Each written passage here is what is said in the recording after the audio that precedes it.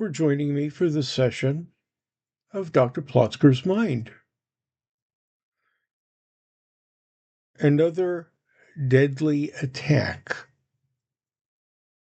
This one on the far side of the world, my world, Southern Hemisphere, Eastern Hemisphere. I live in the Northern and Western Hemisphere. Coincided with a holiday, just as the October 7th attack did.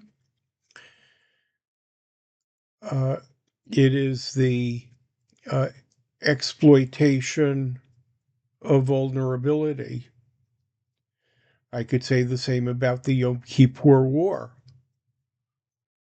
The attackers knew when the people they wanted to attack would be less available, preferring to be in synagogues and perhaps a bit hungry because of the requirements of the festival.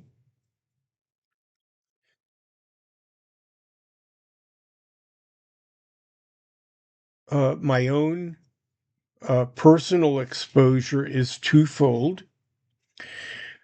The doctor shot to death at the Tree of Life synagogue in Pittsburgh was a friend of mine from college. Not a particularly observant Jew in college, but one with a very clear Jewish identity, and also one who went on to do a considerable amount of public good in his role as physician. A little farther east in the state is Harrisburg, the state capital where the governor resides. His mansion was attacked after everyone in the mansion was celebrating Seder. The attacker, apparently a lone actor for this one and for the Pittsburgh massacre,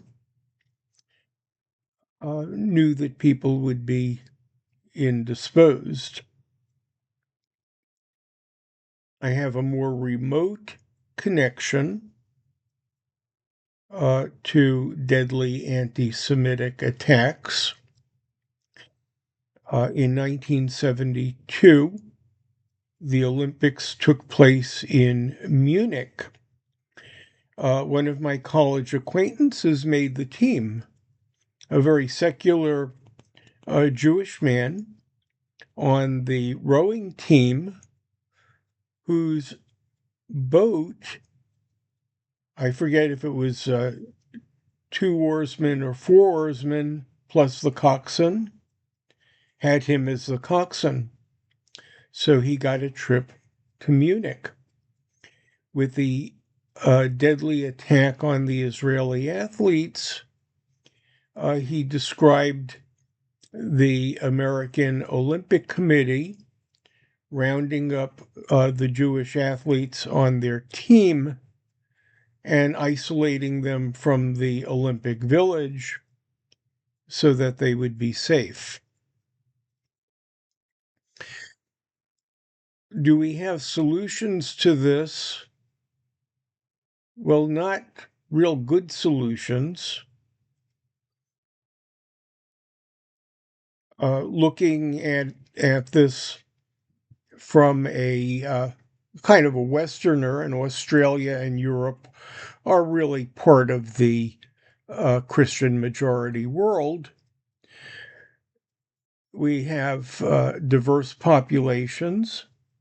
We benefit from diverse populations. We all have freedom of religion. And if some of those religions target Jews, which they seem to, we have very little recourse. To be fair, the two attacks in Pennsylvania, Harrisburg and Pittsburgh, were not done by Islamists. They were done by individual kind of, I wouldn't say mainstream Americans, but people who had native-born citizenship with entitlement to be in America. Making this taboo globally is very, very difficult. The support for assassinations of this type have very little public support. However, rationalizations of what is basically hatred are widespread. The social media platforms include anti-Semitic ideology probably every hour. I really don't know, since I discontinued myself from them a few months ago. But they have followers. For every neo-Nazi, or as every extreme Islamic militant, there are people who are not neo-Nazis and not extreme Islamic militants nodding their head as if to count me in, or at the very least, I understand and you have a point for what you recommend doing, or for the belief that you have. So it is just not taboo. The best approach is still pretty elusive. Of the various ones that I've encountered, I think two stay in my mind. One is the one that synagogues are doing in America with the help of the federal government.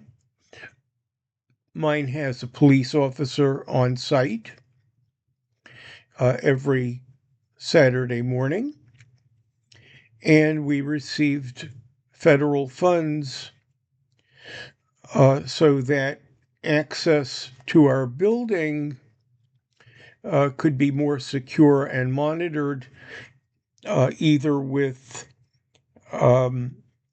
reinforced materials, better locks, and now a camera.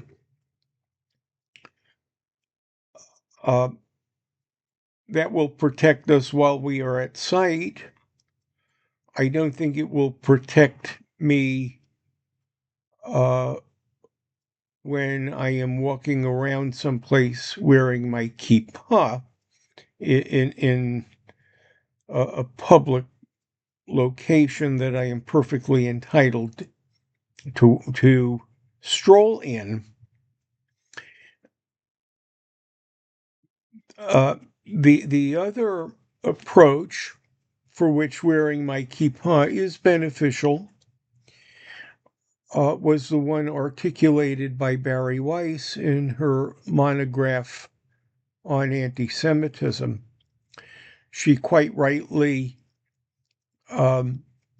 acknowledged that its source is pretty diverse. At the time, the deadly ones seem to be coming from the extreme American political right, and some of the Islamic sources. Overseas, it appears to be more Islamic sources. but just figure that it is coming from everywhere. In addition to ordinary protections like my synagogue does, she also recommended,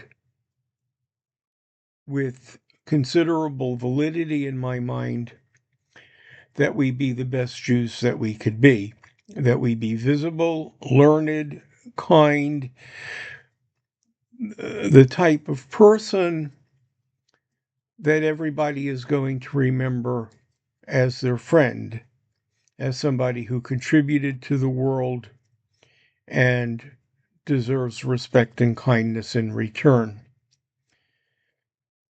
I don't know when that will be forthcoming or if that will be forthcoming, but at least that is something that remains under our individual control, if not our communal control.